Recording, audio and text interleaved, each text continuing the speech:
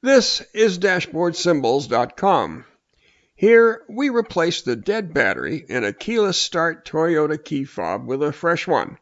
It is similar to other fobs we've seen from Toyota Motor Corporation. We will need a new CR2032 battery and the tip of a very small, flat screwdriver. We want to split the fob into its two halves and we'll need to remove the mechanical key to start. Look for this lever at the top of the fob.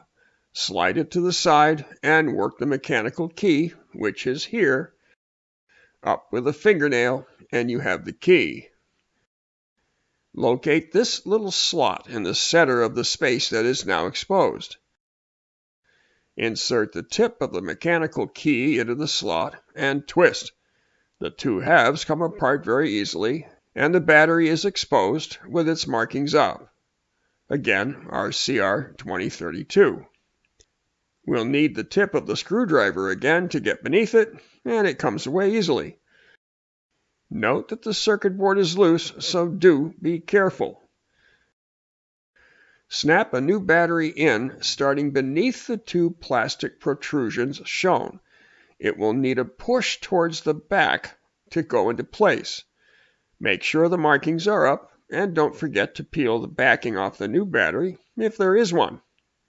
We are using a lens cleaning cloth to keep skin oils off the battery, but be careful, the cloth makes the battery quite slippery.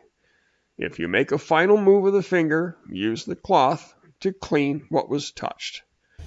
The two halves of the fob snap back together easily. Just line them up and squeeze. Then test the locks, and you're ready to go. For help with other push-button or keyless start cars and key fobs from this or other manufacturers, look for more videos from us here on YouTube, subscribe to this channel, or go to DashboardSymbols.com.